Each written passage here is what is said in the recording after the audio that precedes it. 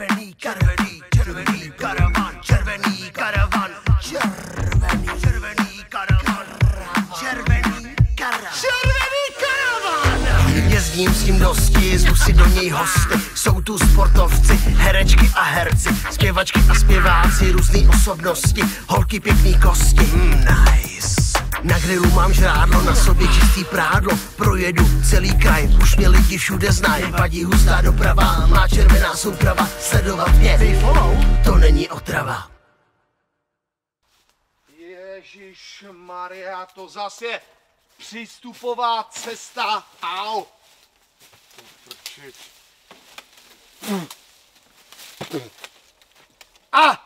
Jsem tady, jo, našel jsem to. Pěkná kára, pěkná, to bude asi na baterky, že? Značka drží, OK, dobrý.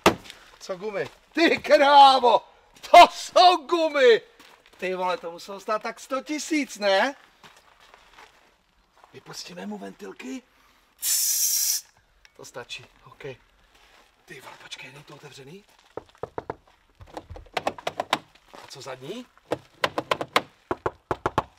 Tady, co? Tady? Je to otevřený! Já jsem na kytaru.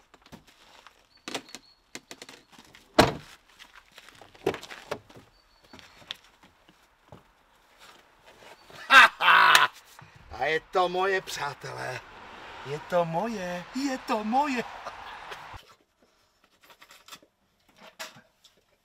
Ty vole, má přítel Michal, já jsem se chtěl něm oholit, ty není už tady. To je fáro, to je tank. Ty brďo, kolik to stojí takové fáro? A je vzadu taky tolik místa? Tady? Tady by se vlezl celý orchestr, kamaráde. Ty voko.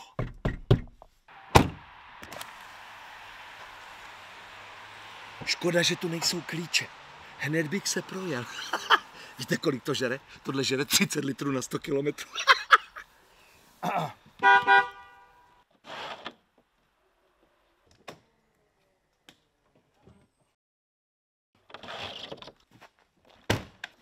Nazdar, Michal, ty už seš tady. Počkej, já se jenom převlíknu. A nebo víš co, pojď dál.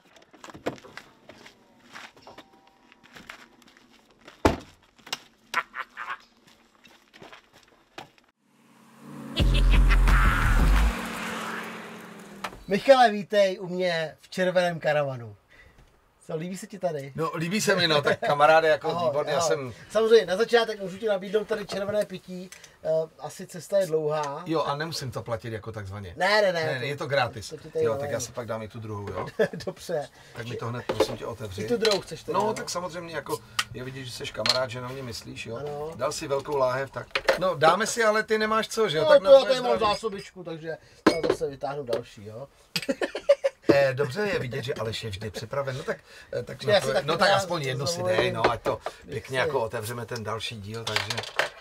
No, také. Super. A jde ti k saku, to je hezky. A všímáš si, jako oceňuješ, že jsem se také nějak jako vytunil pro dnešní díl, jo? Jsi sladěnej, no, cesta z Českého Těšína, jaká byla, kudy jsi sem dostal? Prostě bylo to trošku delší, já jsem to vzal jakoby přes Ostravu, Šumperk, pak jsem to vzal jakoby Valašské Meziříčí, Krnov, jo, celé jsem to takhle objel, 13krát jsem nabíjel, no a dojel jsem k tobě tady na chaloupku, no. No a on ten český Těšín je tak jako z půlky vlastně polský. Jaký ten vztah té polštině a k Poláku máš? No tak oczywiście bardzo wspaniały, ja jestem bardzo fajny synek z Polski też, bo ja żech to miał 100 metrów na granicy, jo? Aha. Takže zawsze tam było, jako ten polski język był w uszach, było to super, no. Ale je dobrý, jakože já polsky vůbec neumím absolutně, ale vlastně, že ti tak jako částečně rozumím. Jo, jako, ale věříš mi to, ne? A věřím ti to, ale přitom neumíš teda polsky. No ne, umím polsky, ale tím, že člověk už jako jsem z toho fakt jako vlastně, já jsem do 20 nebo do 18 jsem tam jakoby žil v tom kraji a pak jsem jakoby vypadnul pryč. Ale jo, jako mě strašně se líbí, jak Poláci jako intonují, já nevím, jestli jsi to viděl, oni vlastně zpívají, že jo. No dlačego tam pan byl? No tak to zarazujte, no. A myslíš, to mají všichni, anebo jenom ne, tam z toho úplně kraje? komplet, jo. Komplet. A vždycky, a pozor, nejhorší Poláci jsou, když se hádají, že a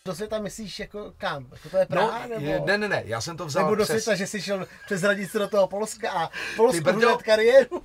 Pozor, jako v Polsku jsou dobrý rádia. V Polsku jsou fakt výborný rádia, velmi moderní, mají super jingle, takový jako připomíná mi to No trošku... dneska, ale v té době... No, no ne, ale v té době už jsme jako taky ladili. Jo, už byli dál. Oni měli něco, jako my jsme tady měli na Slovensku, jak byl Triangel s Žbírkou a pouštěli tam takové ty britské písničky, tak Poláci měli něco podobného. No. A já jsem to vzal potom přes Liberec, Ostrava, Těšín a až po pár letech jsem se dostal do Prahy. No. No, do Prahy si ale nešel jako na první štaci jako do rádia, ne? Ne. Spíš ty divadelní kroky. To byly divadelní kroky, ale já vždycky jsem u toho divadla se snažil, abych si vydělal nějaké prachy a vždycky jsem měl nahranou kazetu s těma reklamama z toho Frýdku Místku, kde jsme namlouvali reklamy. Takže já vždycky přišel s tou kazetou TDK, byla to 90. A vždycky jsem přišel a řekl jsem, dobrý den, já jsem herec tady v tomhle divadle, nehledáte někoho na namlouvání reklamních spotů? A oni, děkujeme, my si to poslechneme a ozveme se vám. My se vám ozveme. Ano. Klasická. A tehdy to byly maily. Já rozumím, že můj první mobilní telefon byl v 98. Takže do té doby prostě chodily e-maily, anebo přišel na tu schůzku. Jo? To dneska je neuvěřitelný, že prostě to nebylo jako, že vám zítra dáme vědět. Jo? Takže já jsem třeba 14 dní čekal na e-mail, jsem chodil, otvíral jsem ho, jestli mě vzali a přijdu natočit reklamu. No. A celý dlouhý let asi vystupoval pořád jako herec, jako Michal Kavalčík, herec z Ostravy, asi si hrál ve spoustě inscenací a nevím ani, jestli by se dokázal všechny vyjmenovat, ty role a inscenace. To už bych nedal, no. To už bys nedal, ale tak mohl bys si vzpomenout na nějakou nejdivnější roli, kterou si za tu celou svou kariéru i byť třeba jako student měl. Hrál si někdy třeba něco jako Křoví nebo rozumíš, Pazes. Křoví ne, ale mám jednu historku z Ostravy a myslím, že tobě se to bude líbit. Já už jsem to sice někde před strašně mnoha lety vyprávěl, ale my jsme dělali, já jsem byl studentem asi 2. nebo 3. ročníku. A existuje hra Lev v zimě, jo, je to taková historická hra prostě. A tehdy to dělal jeden velmi známý režisér, který miloval ohně a miluje je do dneška, jo. Ale nikdo s ním nechtěl dělat, v tom dobrém slova smyslu, protože měli strach, že vyhoří divadlo, jo. A když vyhoří divadlo, tak prostě nemáš práci, že jo, konec, jo. A dneska už by se ti národ jako asi nesložil jako na národní tehda, víš, jak se... Tak já myslím, že dneska Donio, ale na Martínka teďka se to taky složilo, tak proč ne? No nevím, jestli by na nějaký divadlo, kde hrál Kavalčík, dobře, ale a hráli jsme hru Lev v zimě, no a my jsme tam tehda dělali takové jako zbrojnoše, jo, držel si prostě takovou tu stráž, jako v těch pohádkách vždycky někdo stojí prostě u té brány, jo, jde král a ty mu dáš a bylo to takový jako v kožešinách, víš, něco jako, jak bylo teďka na Netflixu, jak tam lítali takový ti draci. No, jak se jmenoval ten seriál? Taky bohužel nevím. Ano, děkujem, ale víme, o čem je, jo. Taková ta doba prostě... to do komentáře, díky. Všichni chodili v tom, jo, měli jsme takové ty prostě šílené boty z té kůže, no, a historická hra. No a my jsme tam takhle stáli, těch 8 lidí z různých ročníků, prváci, druháci, třeťáci a měli jsme tam jednoho herce, který strašně rád chlastal, jo. To tak občas prostě u toho herectví je. Nejen tam. Ano, ale on chlastal tak, že to jako někdy nešlo moc poznat, ale zjistil jsi to až jako potom na jevišti, jo. No a jednou se tak ožral, že byl tam jeden výstup, kdy on má prostě říct, jo, a král už jede, připravte zbraně nebo něco takového, jo. No a přijde ten moment, jo, a byla to úplně úvodní scéna, kterou se jako otevírala ta hra. A my tam stojíme jako ti zbrojnoši, že jo, máme ty helmy, všechno, vyprodané divadlo, myslím, že to bylo divadlo Jiřího Mirona, a ten herec jde ze zadu a my vidíme, že jako kámo levá. Není úplně v kondici. Pravá, jo. Pak se dokonce zastavil. On tam je normálně nakráčet, jo, byl to nějaký voják. Přesně, velitel prostě těch vojsk, jo. Nakráčet tohle. A on tam přišel, že jo, postavil se. A místo, aby to řekl, tak začala prostě scénka, kdy jako...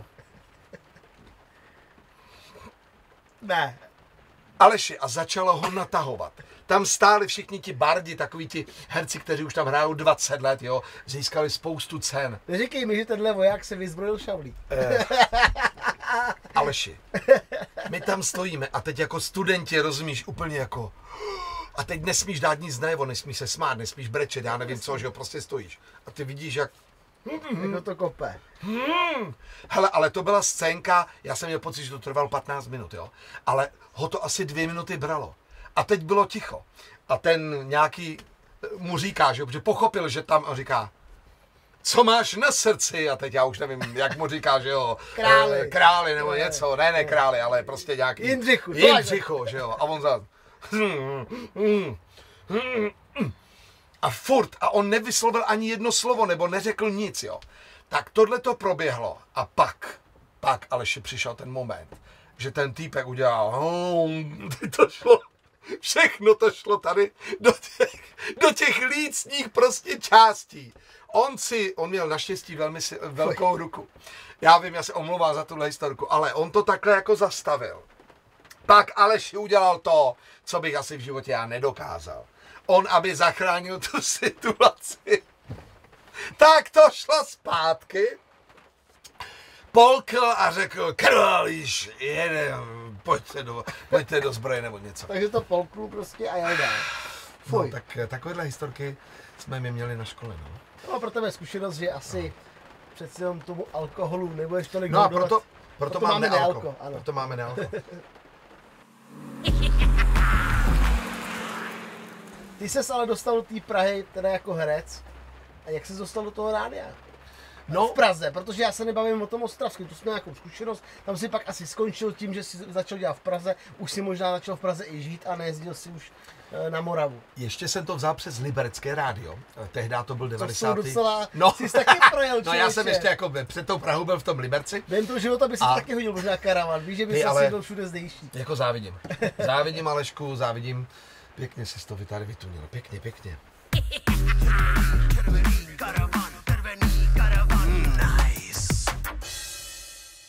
Stihnul si to teda do karavanu akorát natěsno, trošku se nám rozpršelo, takhle máme vlastně takovou kulisu, milí diváci, jako na tohle.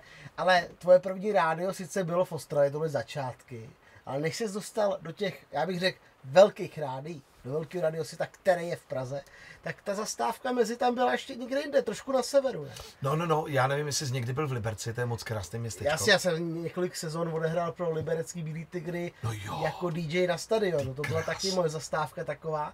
A vím, že když jsem tam jezdil, tak nevím, jestli ještě pořád, ale donedávna tam pořád fungovalo rádio nějaký liberecký. Pořád je, no, ano. Ano. Teďka si nespomínám ten název, ale důležité je, že jsem se vracel z toho zápasu. A oni i teď, prostě v roce 2000, já jsem naposled tam hrál 20, možná 21, tak i v té době si jel v 7 hodin večer a moderátorka, a máme tady pravidelný pořad vašich inzerátů. Tak kdo se nám dovolal dnes? Zavolal pán. Dobrý den, tady Josef, nabízím 2 slepičky, jsou kropenatý a dobře snaží. A lidi to volali a normálně nabízeli králíky a starou králíkárnu a slepičky a tak. Já přesně vím, který to je rádio, pořád existuje a pořád tam má ten pořad. Kámo, pořád, i teď v roce 2023. A tam to byla tvoje štace? Ne, já jsem tehda v 96. nebo 7. tam ještě bylo takové rádio, které hrálo velmi podobně jako dneska my, KISS, a jmenovalo se Euro-K, nebo Euro-K, různě tam tomu lidi říkali. No a tam jsem zase přišel s tou kazetou TDK a řekl jsem, že jestli nehledají hlas na reklamy.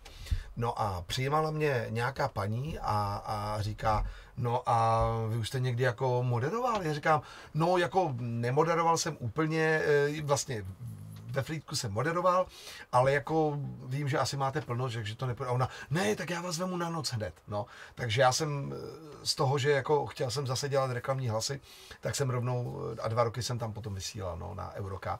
Bylo to asi 19. patro v jednom takovém věžáku a CDčka jsme měli v takových krabicích, takže vždycky, když jsme hledali, tak já jsem se musel naklonit. O jakém století se bavíme teď?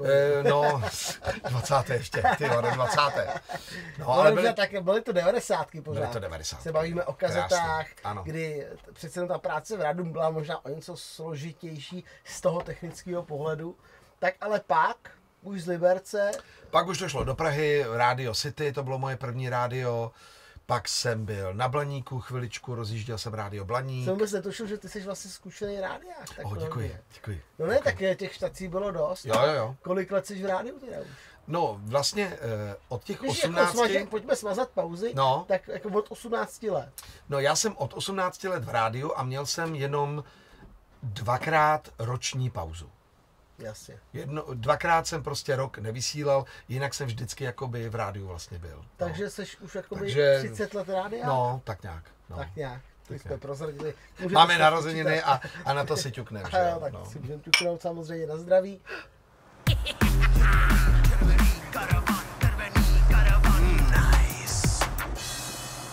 Začalo se ti asi, a teď ve vší úctě, nejvíc dařit pro tebe největší zlom. Musela být postava samozřejmě Rudy z Ostravy, která už je dávno za tebou. Ale ty jsi s tou postavou začal někdy v roce 2005. Jo. Ale přijde mi, když jsem to jako vypozoroval zpětně, takže ta sláva jako taková přišla třeba až o 3 roky později. Čím si to vysvětluješ? No, ono totiž ty první 3 roky, ten pořad na stojáka od HBO byl jenom na kabelové televizi, jo. A tehdy moc jakoby ještě YouTube jako nefrčel, všichni jeli, tehdy frčel stream, já jsem tam točil, tehdy to bylo ještě super, že já jsem za jedno video, které jsem jakoby natočil za odpoledne a jednou týdně jsem dodával, tak jsem za jedno video dostal 1000 korun, jo. To bylo super, takže já jsem viděl, že budu mít 4000 měsíčně, to byly super prachy. No, Kazma asi dostával možná bůra už tehdy, ale jako... Já myslím, že ne, že to nedávno nikde taky říkal a že ty začátky taky byly tak jako, řekl bych, jako podobný, jo. Ale já jsem soud užil v tom, že postava Rudy z Ostravy se objevila poprvé v té talentové soutěži. No, tomu tak nebylo. A to je takový jako vlastně odrazový můstek, že toho Rudu kdysi zaznamenal každý v určité fázi. Jo? Někdo ho zaznamenal poprvé na YouTube, když někdo tu moji scénku nebo písničku Nuda dal z toho nastojáka na YouTube a myslel si, že vznikl třeba v roce 2007, ale největší podle mě boom byl právě ten X Factor 2008 a to bylo na té Nově, Osvaldová, Soukup, Janda, jo, tyhle ty 3. Že jo, dneska tam už jsou všichni ve 4. Já furt za to je ten Superstar. No, Superstar jsem byl potom a to jsem se snažil toho Rudu jakoby odlišit a vymyslel jsem ještě Tibora, Stříbrnýho muže, to ti někdy ukážu video, to ty možná ještě nevíš. A já jsem se snažil, protože už jsem byl vlastně jakoby 3 roky v tom Rudovi a měl jsem strach, že v tom jakoby nějak zůstanu, jo, tak jsem vymyslel ještě toho Stříbrnýho muže a to byl takovej ten robot, to byla ta socha. Electric Boogie a já jsem mluvil slovensky, protože jsem nechtěl, aby mě poznali, že to jsem já jako Michal Ruda. No. A to mělo taky úspěch a Palo Habera byl tehdy v Superstar v porotě a poslal mě do sprch, abych se umyl, že chce vědět, jako kdo je pod tou maskou a jinak, že mě vyhodí ze soutěže a já jsem řekl, no tak já jdu, já nechci do sprchy. No. A to byl pro ně docela šok, jakože vy nechcete postoupit dál do dalšího kola, do dalšího divadla. A já jsem řekl, ne, nechcem. No, tak potom to tam propálili, že to byl Ruda. No a vlastně v tom 2008 to byl velký boom, kdy Rudu fakt jakoby zaregistrovala celá republika a pak v 2010 to byla ta Ostrava. A je to, co ti přineslo v dosavadní kariéře jakoby největší úspěch i z pohledu třeba ekonomicky, to znamená, že ti to vydělalo nejvíc peněz, tato značka? No, značka jako určitě, ale ty začátky nebyly takové, jako si lidi jakoby představují, že hned máš, já nevím, 1000, protože Ruda tím, že byl 3 roky na HBO, jo, ale nikdo o tom nevěděl, tak já jsem první 3 roky jako neměl kšefty. Já jsem nevystupoval na festivalech, po hospůdkách, neměl jsem one-man show, jo, a až teprve po tom roce 2008 teprve mi začali chodit a tady máme narozeniny, nebo tady byste nám mohlo otevřít nějakou hospůdku, zahrajete nám něco, nebo uděláte nám bubínky, jo, ty legendární bubínky AC/DC. Takže teprve až v tom 2008 lidi zjistili, že umím moderovat, že jako Ruda dokážu prostě na festivalu zaujmout nějakým humorem lidi a teprve jako možná Ruda začal vydělávat 2009, jo, já něco takového. Ale vlastně to pro tebe od začátku nebyl nějaký business plán ve smyslu toho, že hele, vymyslím postavu, budu dělat kšefty, nebylo to tak? Ne, to byla vlastně to byla jedna velká náhoda. V tom roce 2005 mě oslovila kamarádka, která mě znala, jako když my spolu chodíme třeba do hospůdky a občas někdo řekne jeden for, tam ten vypráví historku z rádia, že jo, vtipnou. tak ona mě znala z podobných situací a říká, musíš jít na konkurs do Nastojáka. A já říkám, co to je? Ty nevíš, co je Nastojáka, to je stand-up comedy show. A já říkám, a co to je stand-up comedy show? Ty nevíš, co je stand-up comedy show?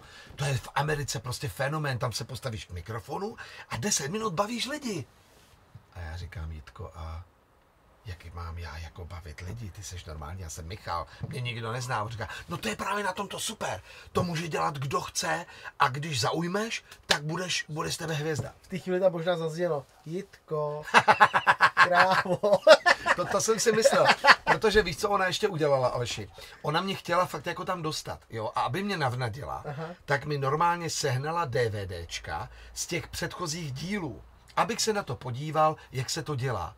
Víš, kdo byl na těch DVDčkách? No to by mě zajímalo, kdo? Byl tam pan Matonoha, byl tam Čtvrtníček, byla tam Ester Kočičková, všichni takový ti bardi. Jako legendy. No jo, Baliči. a jak mám já přijít po nějakých legendách, jo?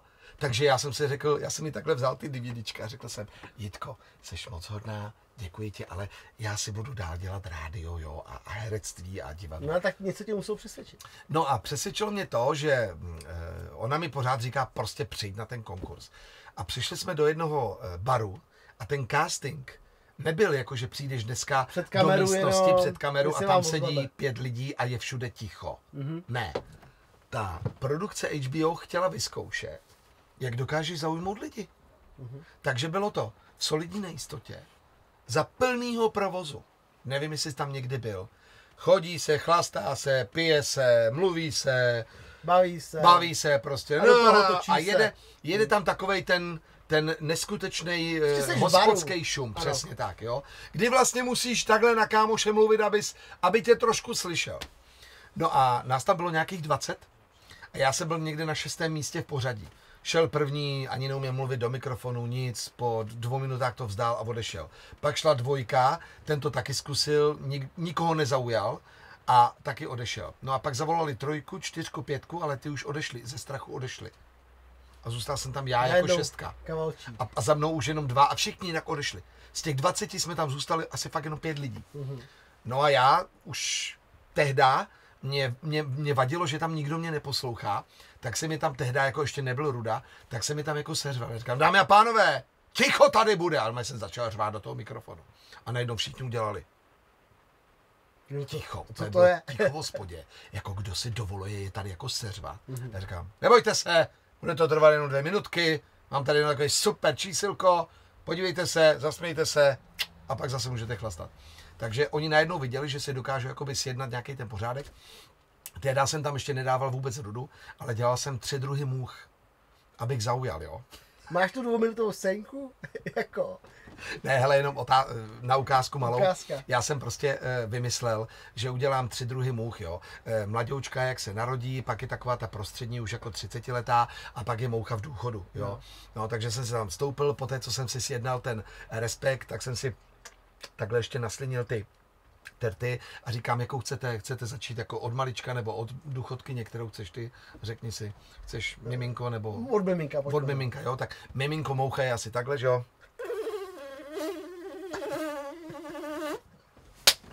No, anebo takhle, no.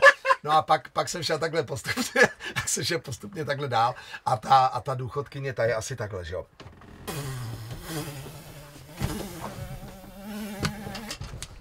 Jo, nestihl jsem, tak počkej. Já jsem připravený.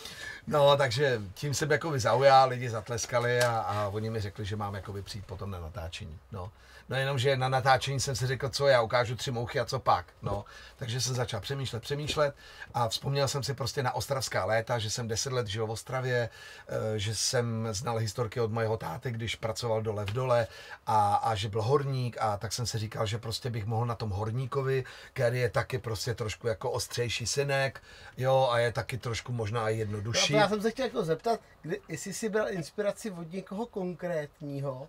Nedávno třeba Štěpán Kozub se zmiňoval o tom, že když vypráví občas nějaký fóry, tak si jako inspirace bere svýho tchána. Jestli ty jsi měl inspiraci Rudy konkrétního týpka, kámoše, někoho z rodiny, strejdu z Polska, nevím. Ty jako největší inspirací byly ty historky, jako já jsem dokonce i potom do toho dolu jako jezdil s tátou, takže oni nás vodili do těch různých tam, kde se jako dalo, jo, že nebo jsme čekali na tátu. Táta byl horník. Jo. No, takže nejdříve dole, potom povýšil, že jo, a takovýhle ty věci. No, takže já jsem znal šílené historky, které on co zažili buď to dole, anebo nahoře, nebo takové sprchy, to jsou takové řetízky, kdy prostě si dáváš to oblečení nahoru, tak to jsou šílené historky, co tam jako chlapi dělali. A tak jsem si říkal, že bych na tom to celé postavil. No a plus jsem si vzpomněl, že prostě umím hrát na kytaru, tak bych mohl být taky jako takový horník, synek Ruda, který umí i zpívat pecky, no.